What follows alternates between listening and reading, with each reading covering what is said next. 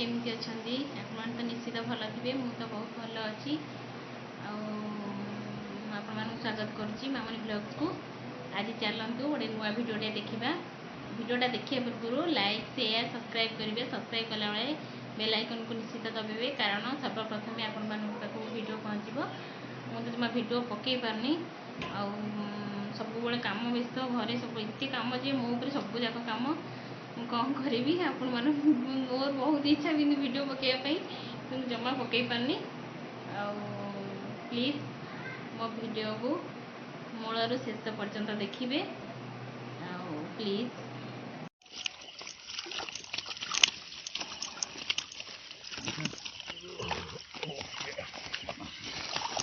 बुढ़ा खाया दो टेंशन करनी माछ धर ये तो आम कंचुरी आज्ञा तो कहले सी तू जालिया घर बापा तू नहीं गोटे हाथ में दे दो हम पलाश बुंद गोटे जौन मदी छड़ा सियाले कौन जो छड़ा से छड़े जाओ ऊपर चढ़ जाओ नहीं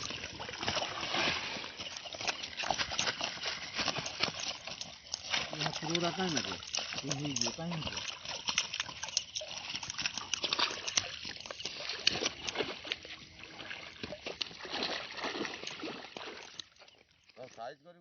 वैशाख मास होता मसे आईस छाड़ी थी पानी ढालुली ठाकुर पाखे शनि ठाकुर पाखे तापर मास पुरी जाइए। आज भी बुधवार पड़ा फास्ट मास पुरला तो ये पूर्णिमा गला तापर आज फास्ट टाइम आमर भी माछ धरा है गड़िया से नहीं आसते माछ कहले माछ किणवा कहीं घर नहीं जी माछ भाजी खाइब तरकारी करते मैं तरकारी करी।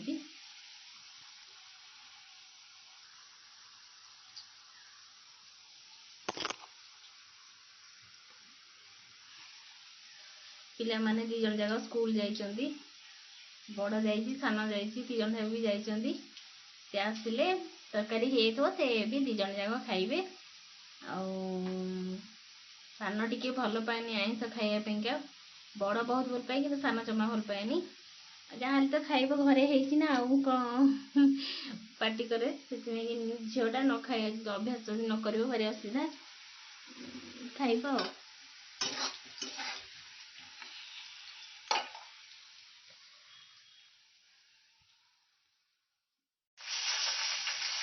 माछ भाजुंट किए भाजुंट देखु मु भाजुली मसला बाटियापाई तो से बसिकी माछ भाजुंट मुझे साहय कर पकई तो पड़ी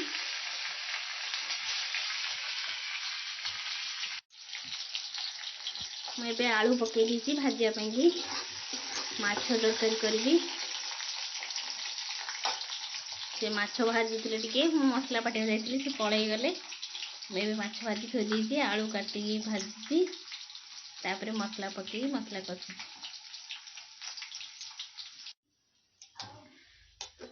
गुजराती दालचीनी मसला पकई देती मसलाटा पकाउची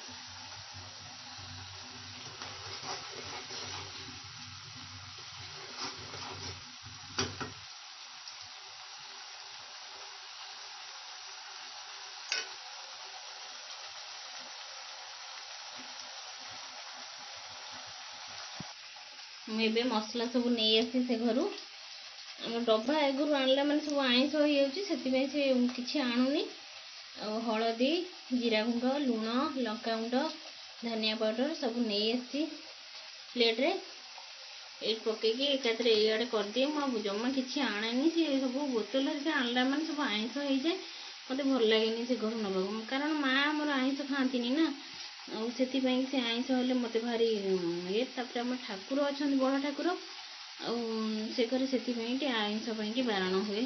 ମା ଟିକେ ପାଟି କରନ୍ତି ଆଇଁଷ ସେ ଘରକୁ ନେଲେ। ସେଥିପାଇଁ ଚୁଲି ଘରେ କିଛି ନାହିଁ, ଚୁଲି ଘରେ ଆମେ ଆଣିକି କରିଦେବୁ, ତାପରେ ଆଡ଼େ ଖାଇ ପିଇ ଦେଇ ବାସନ ଫାସନ ସଫା ମଜାମଜି କରିଦେଇ ମୁଁ ନେଇଯାଏ। କିନ୍ତୁ ଏଇ କରେଇ ବି ଆମର କେବଳ ଏଇ ଆଇଁଷ ହିଁ ହୁଏ। ଏଇ କରେଇଟା, ଏଇ କରେଇରେ ମା ଆମର କିଛି ମାନେ ଆମର ହୁଏନି। ଏଇ କରେଇରେ ମା ବି ଖାଆନ୍ତିନି କରେଇରେ, ସେଥିପାଇଁକା ଆମର ଅଲଗା କରେଇ ପିଠା ଡ଼ିକା ଏଇଗୁଡ଼ା ସବୁ ଅଲଗା। ସେଥିପାଇଁ ଆଇଁଷ ପାଇଁକି ସବୁ ଆମର ଅଲଗା। ମୁଁ ଏବେ ମସଲା ସବୁ ପକେଇ ଦେଉଛି, ଯେହେତୁ ଏକା ବେଳେ ନେଇ ଆସିଛି ସବୁ ଏକା ବେଳେ ପକେଇଦେଲି।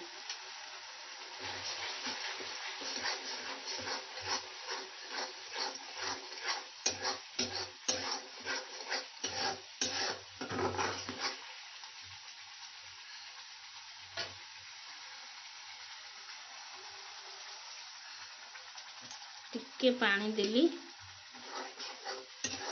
ମସଲାଟା କଷିବାକୁ।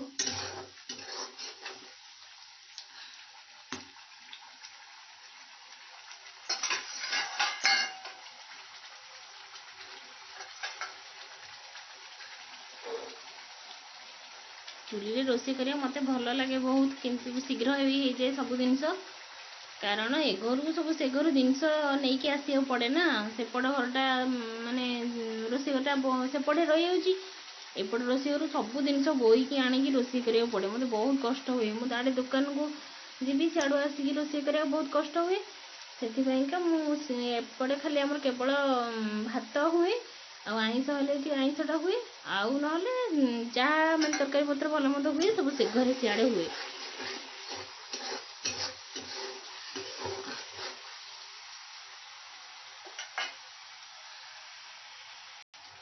ଏବେ ସକାଳ ଜମା 8:30 କିମ୍ବା 9ଟା ହେଇଛି, କାରଣ ଆମର ଶୀଘ୍ର ମାଛ ଧରା ହେଇଥିଲା। ସେଥିପାଇଁ ମାଛଟା ବି ନଷ୍ଟ ହେଇଯିବ, ସେଥିପାଇଁକି ମୁଁ ଶୀଘ୍ର କରିଦେଲି। କିନ୍ତୁ ଯାହା ହେଲେ ବି ମୋର 11ଟା ପାଖାପାଖି ହୁଏ ରୋଷେଇ ଷ୍ଟାର୍ଟ କରିବା ପାଇଁକି, କାରଣ ମୁଁ ଦୋକାନକୁ ଯାଏ, ଦୋକାନରୁ ଆସିଲା ପରେ ରୋଷେଇ କରେ।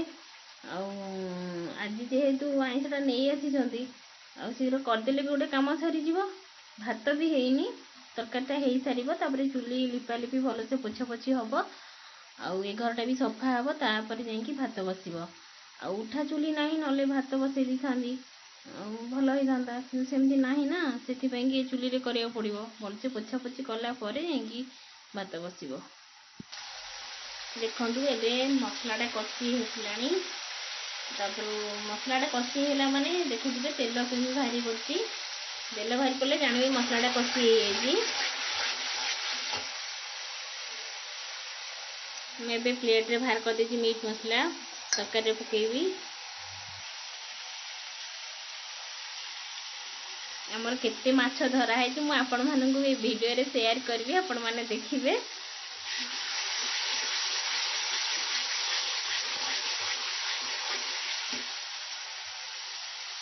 ମୁଁ ଏବେ ଆଳୁ ପକେଇ ଦେଉଛି, ମସଲାଟା କଷି ହେଇଯିବନି।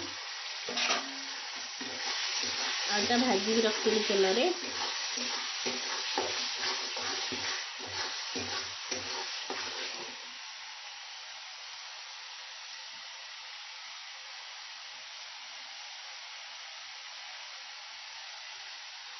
ଏବେ ମିଟ୍ ମସଲାଟା ପକେଇ ଦେଉଛି। ଅଳ୍ପ ଟିକେ ପାଣି ଦେବା, ଆଳୁକୁ ଟିକେ ମସଲାରେ କଷିବା ଭଲସେ।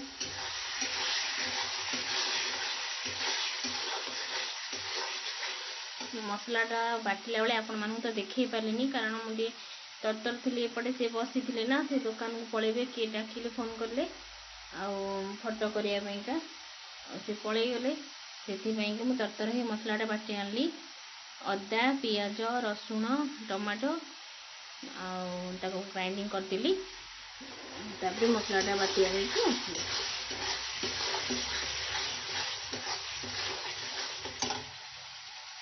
ଏଠି ମୁଁ ମାଛ ଭାଜିକି ରଖିଛି, କିଏ ଖାଇବେ ଆସନ୍ତୁ।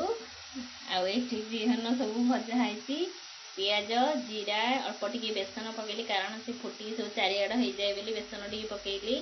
ଅଳ୍ପ ଟିକେ କର୍ଣ୍ଣଫ୍ଲାୱାର, ଆଉ ଏମିତି ଟିକେ ପିଆଜ ରସୁଣ ଯେମିତି ବଟା ହେଇଥିଲା ଯେଉଁ ମସଲାଟା ଟିକେ ପକେଇଦେଲି।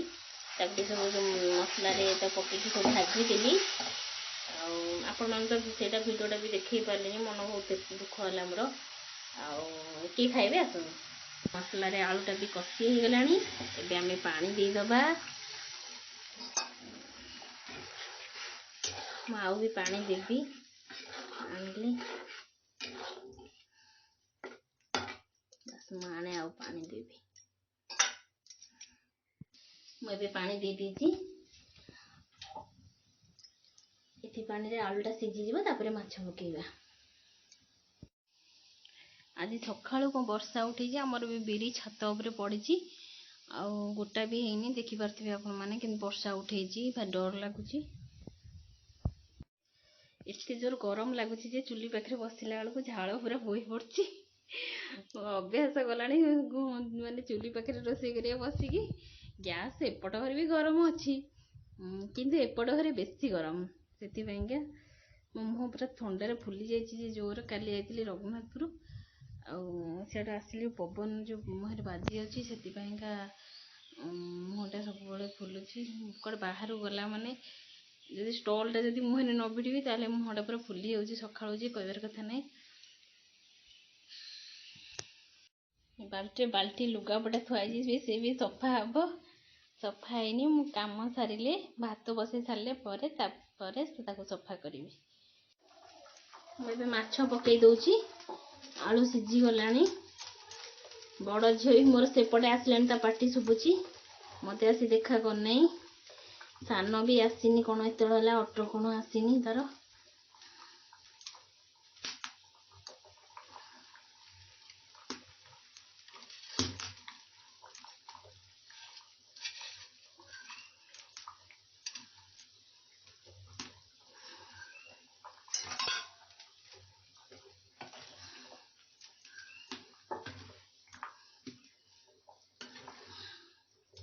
ଏବେ ମାଛ ତରକାରୀ ରେଡି ହେଇଗଲା।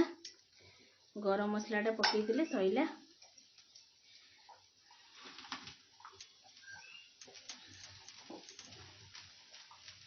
ଆଜି 9ଟା 19ରେ ମାଛ ତରକାରୀ ରେଡି, କିନ୍ତୁ ଭାତ ହେଇନି, ଭାତ ହବ।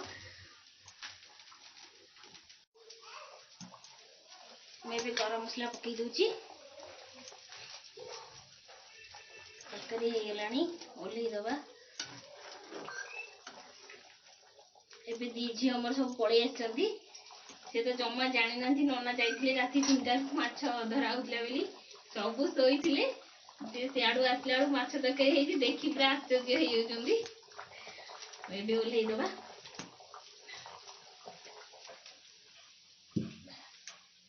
ଏବେ ଚୁଲି ପୁରା ପୋଛା ପୋଛି ହେଲେ ଯାଇକି ଭାତ ଆସିବ।